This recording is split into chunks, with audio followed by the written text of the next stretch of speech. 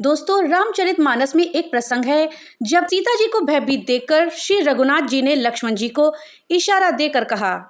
लक्ष्मण जी ने बड़ी फुर्ती से उसको बिना नाक कान की कर दिया, मानो उसके हाथ रावण को चुनौती दी हो। बिना नाक कान के वो विकराल हो गई।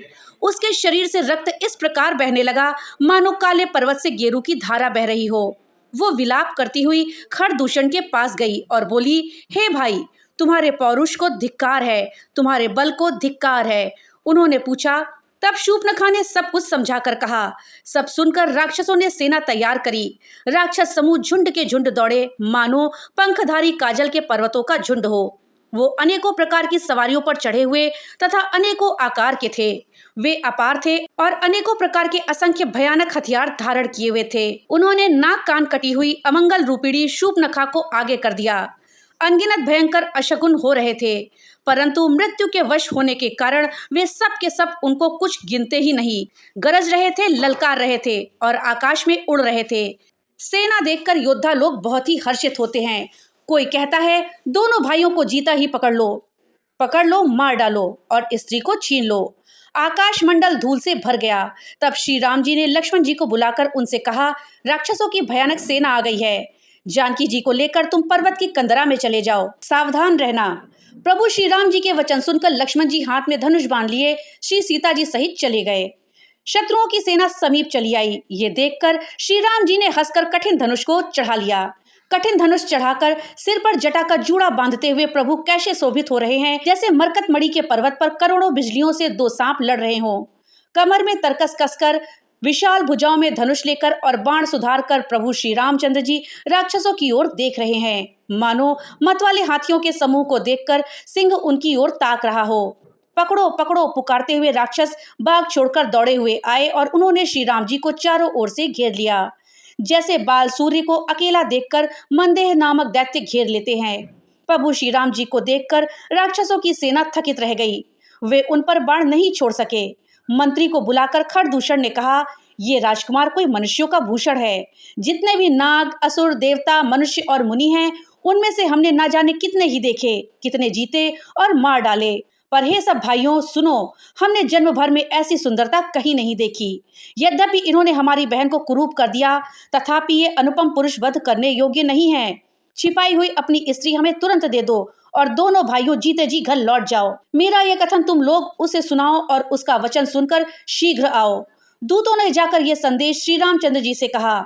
उसे सुनते ही श्री रामचंद्र जी मुस्कुराकर बोले, हम क्षत्रिय हैं, वन में शिकार करते हैं और तुम्हारे सरीखे दुष्ट पशुओं को तो ढूंढते ही फिरते हैं। हम बलवान शत्रु को देखकर नहीं डरते। लड़ने को आवे तो एक बार तो हम काल से भी लड़ सकते हैं। यद्यपि हम मनुष्य हैं, परंतु दैत्य कुल का नाश करने वाले और मुनियों की रक्षा करने वाले हैं। हम बालक हैं, परंतु हैं दुष्टों को दंड देने वाले।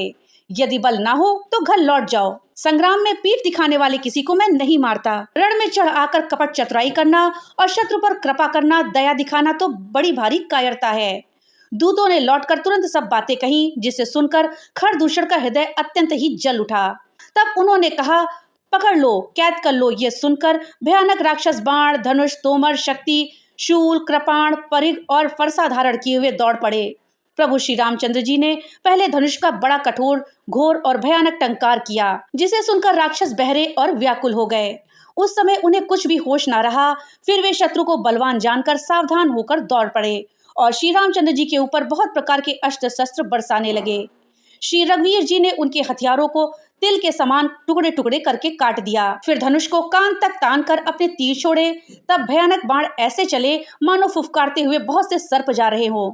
श्री रामचंद्र जी संग्राम में क्रुद्ध हुए और अत्यंत तीक्ष्ण बाण चलाए। वीडियो में आगे बढ़ने से पहले आपसे एक छोटी सी रिक्वेस्ट है कि अगर अभी तक आपने वीडियो को लाइक नहीं किया है तो कृपया वीडियो को लाइक कर दें और ज्यादा से ज्यादा शेयर करें, जिससे कि ये जानकारी अधिकतर लोगों तक पहुंच पाए। और हाँ, अगर चैनल पे पहली बार आए हैं तो कृपया चैनल को सब्सक्राइब कर दें और बेल आइकन दबाना ना भूलें, जिससे कि मेरी वीडियो सबसे पहले आप तक पहुंच सके। तो चलिए वीडियो में आगे बढ़ते हैं। अत्यंत तीक्ष्ण बाणों को देखकर राक्षस वीर पीठ दिखाकर भाग चले। तब खर, दूषण और त्रिशिरा तीनों भाई क्रुद्ध होकर बोले, जो रण भाग कर जाएगा उसका हम अपने हाथों से वध कर देंगे। तब मन में मरना ठानकर भागते हुए राक्षस लौट पड़े और सामने होकर वे अनेकों प्रकार के हथियारों से श्री रामचंद्र जी पर प्रहार करने लगे। शत्रु को अत्यंत कुपित जानकर प्रभु ने धनुष पर बाण चढ़ाकर बहुत से बाण छोड़े, जिनसे भयानक राक्षस कटने लगे। उनकी छाती, सिर, भुजा, हाथ और पैर जहां तहां पृथ्वी पर गिरने लगे। बाण लगते ही वे हाथी की तरह चिघाड़ते हैं। उनके पहाड़ के समान धड़ कट कट कर गिर जाते हैं। योद्धाओं के शरीर कटकर सैकड़ों टुकड़े हो जाते हैं। फिर वे माया करके उठ खड़े होते हैं। आकाश में बहुत सी भुजाएं और सिर उड़ रहे हैं तथा बिना सिर के धड़ दौड़ रहे हैं। चील, कौवे आदि पक्षी और सियार कठोर और भयंकर कटकट शब्द कर रहे हैं। सियार कटकटाते हैं। भूत प्रेत और पिशाच खोपड़ियां बटोर रहे हैं। वीर बेताल खोपड़ियों पर ताल दे रहे हैं और योगिनियां नाच रही हैं। श्री रघुवीर के प्रचंड बाण योद्धाओं के वक्षस्थल, भुजा और सिरों के टुकड़े टुकड़े कर डालते हैं। उनके धड़ जहां तहां गिरते पड़ते हैं, फिर उठते हैं और लड़ते हैं और पकड़ो पकड़ो का भयंकर शब्द करते हैं। अंतड़ियों के एक छोर को पकड़कर गीद उड़ते हैं और उन्हीं का दूसरा छोर हाथ से पकड़कर पिशाच दौड़ते हैं।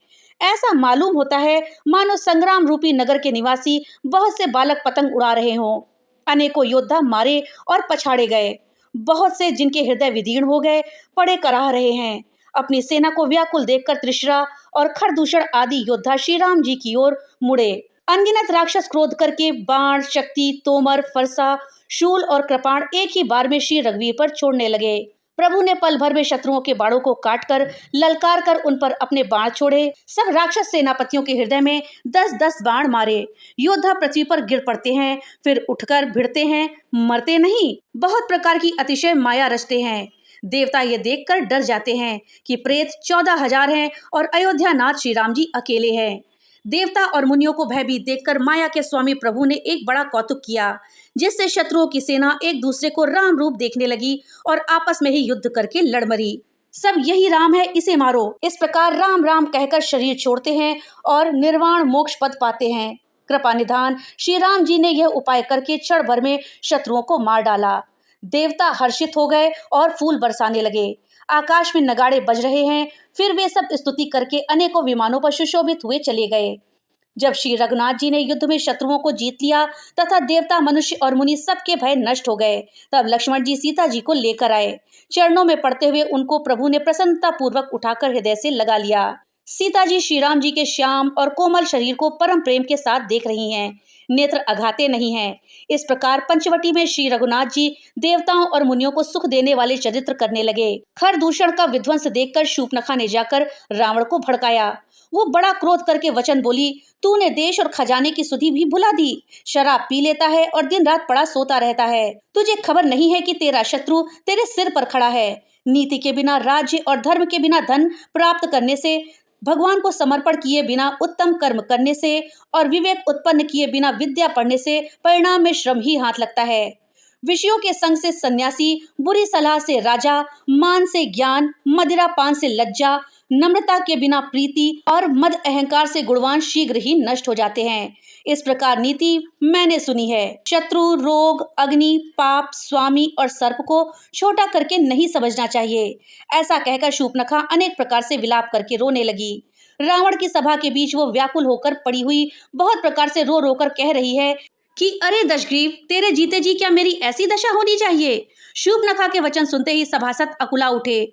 उन्होंने शूर्पणखा की बाह पकड़कर उसे उठाया और समझाया। लंकापति रावण ने कहा कि अपनी बात तो बता, किसने तेरे नाक कान काट लिए। वो बोली, अयोध्या के राजा दशरथ के पुत्र, जो पुरुषों में सिंह के समान हैं, वन में शिकार खेलने आए हैं। मुझे उनकी करनी ऐसी समझ पड़ी है कि वे पृथ्वी को राक्षसों से रहित कर देंगे।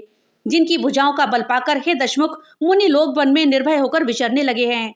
वे देखने में तो बालक हैं, पर हैं काल के समान। वे परम धीर, श्रेष्ठ धनुर्धर और अनेकों गुणों से युक्त हैं। दोनों भाइयों का बल और प्रताप अतुलनीय है। वे दुष्टों का वध करने में लगे हुए हैं और देवता तथा मुनियों को सुख देने वाले हैं। वो शोभा के धाम हैं। राम ऐसा उनका नाम है। उनके साथ एक तरुणी सुंदर स्त्री है। विधाता ने उस स्त्री को ऐसी रूप की राशि बनाया है कि 100 करोड़ रतियां उस पर निछावर है। उन्हीं के छोटे भाई ने मेरे नाक कान काट डाले हैं। मैं तेरी बहन हूँ, ये सुनकर वो लोग हंसी करने लगे। मेरी पुकार सुनकर खरदूषण सहायता करने आए, पर उन्होंने क्षण भर में सारी सेना को मार डाला। खरदूषण और त्रिशरा का वध सुनकर रावण के सारे अंग जल उठे। उसने शूर्पणखा को समझाकर बहुत प्रकार से अपने बल का बखान किया, किंतु मन में वह अत्यंत चिंतावश होकर अपने महल में गया। रात भर उसको नींद नहीं पड़ी। वो मन ही मन विचार करने लगा, देवता, मनुष्य, असुर, नाग और पक्षियों में कोई ऐसा नहीं है जो मेरे सेवक को भी पा सके। खरदूषण तो मेरे ही समान बलवान थे, उन्हें भगवान के सिवाय कौन मार सकता है। देवताओं को आनंद देने वाले और पृथ्वी का भार हरण करने वाले भगवान ने ही यदि अवतार लिया है तो मैं जाकर उनसे हठपूर्वक बैर करूंगा और प्रभु के बाण से प्राण को छोड़कर भवसागर से तर जाऊंगा। इस तामस शरीर से भजन तो होगा नहीं, अतएव मन, वचन और कर्म से यही दृढ़ निश्चय है। और यदि वे मनुष्य रूप में कोई राजकुमार होंगे तो उन दोनों को रण में जीतकर उनकी स्त्री को हर लूंगा। यो विचार कर रावण रथ पर चढ़कर अकेला ही वहां चला गया जहां समुद्र के तट पर मारीच रहता था। लक्ष्मण जी जब कंदमूल फल लेने के लिए वन में गए हुए थे तब अकेले में कृपा और सुख के समूह श्री रामचंद्र जी हंसकर जानकी जी से बोले, हे प्रिय, हे सुंदर पातिव्रत धर्म का पालन करने वाली सुशीले, सुनो, मैं अब कुछ मनोहर मनुष्य लीला करूंगा। इसलिए जब तक मैं राक्षसों का नाश करूं तब तक तुम अग्नि में निवास करो। श्री राम जी ने ज्यों ही सब समझाकर कहा त्यों ही सीता जी प्रभु के चरणों को हृदय में धरकर अग्नि में समा गईं। सीता जी ने अपनी ही छाया मूर्ति वहां रख दी जो उनके जैसे ही शील स्वभाव और रूप वाली तथा वैसे ही विनम्र थी। भगवान ने जो कुछ लीला रची इस रहस्य को लक्ष्मण जी ने भी नहीं जाना।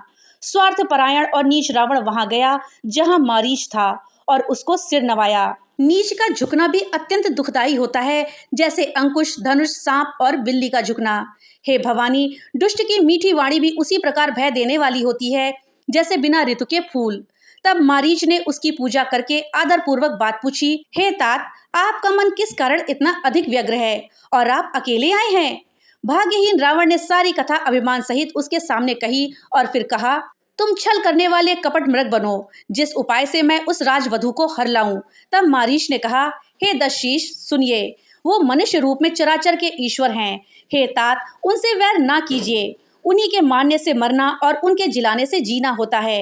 यही राजकुमार मुनि विश्वामित्र के यज्ञ की रक्षा के लिए गए थे। उस समय श्री रघुनाथ जी ने बिना फल का बाण मुझे मारा था, जिससे मैं क्षण भर में 100 योजन पर आ गिरा। उनसे वैर करने में भलाई नहीं है। मेरी दशा तो भृंगी के कीड़े की सी हो गई है। अब मैं जहां तहां श्री राम लक्ष्मण दोनों भाइयों को ही देखता हूँ। और हे तात, यदि वे मनुष्य हैं तो भी वे बड़े शूरवीर हैं। उनसे विरोध करने में सफलता नहीं मिलेगी। जिसने ताड़का और सुबाहु को मारकर शिवजी का धनुष तोड़ दिया और खरदूषण और त्रिशिरा का वध कर डाला, ऐसा प्रचंड बलि भी कहीं मनुष्य हो सकता है? अतः अपने कुल की कुशल विचार कर आप घर को लौट जाइए। ये सुनकर रावण जल उठा और उसने बहुत सी गालियां दी और कहा, अरे मूर्ख, तू गुरु की तरह मुझे ज्ञान सिखाता है। बता तो संसार में मेरे समान योद्धा कौन है? तब मारीच ने हृदय में अनुमान किया कि क्षत्रिय, मर्मी, समर्थ स्वामी, मूर्ख, धनवान, वैद्य, भाट, कवि और रसोइया, इन 9 व्यक्तियों से विरोध करने में कल्याण नहीं होता है। जब मारीच ने दोनों प्रकार से अपना मरण देखा तब उसने श्री रघुनाथ जी की शरण तकी। उसने सोचा कि ना करते ही ये अभागा मुझे मार डालेगा, फिर रघुनाथ जी के बाण लगने से ही क्यों ना मरूं। हृदय में ऐसा समझकर वो रावण के साथ चला। श्री राम जी के चरणों में उसका अखंड प्रेम है। उसके मन में इस बात का अत्यंत हर्ष है कि आज मैं अपने परम स्नेही श्री राम जी को देखूंगा, किंतु उसने यह हर्ष रावण को नहीं जनाया। वो मन ही मन सोचने लगा कि अपने परम प्रियतम को देखकर नेत्रों को सफल करके सुख पाऊंगा। जानकी जी सहित और छोटे भाई लक्ष्मण जी समेत कृपा निधान श्री राम जी के चरणों में मन लगाऊंगा, जिनका क्रोध भी मोक्ष देने वाला है और जिनकी भक्ति उन अवश को भी वश में करने वाली है। आह, वे ही आनंद के समुद्र श्रीहरि अपने हाथों से बाण संधान कर मेरा वध करेंगे।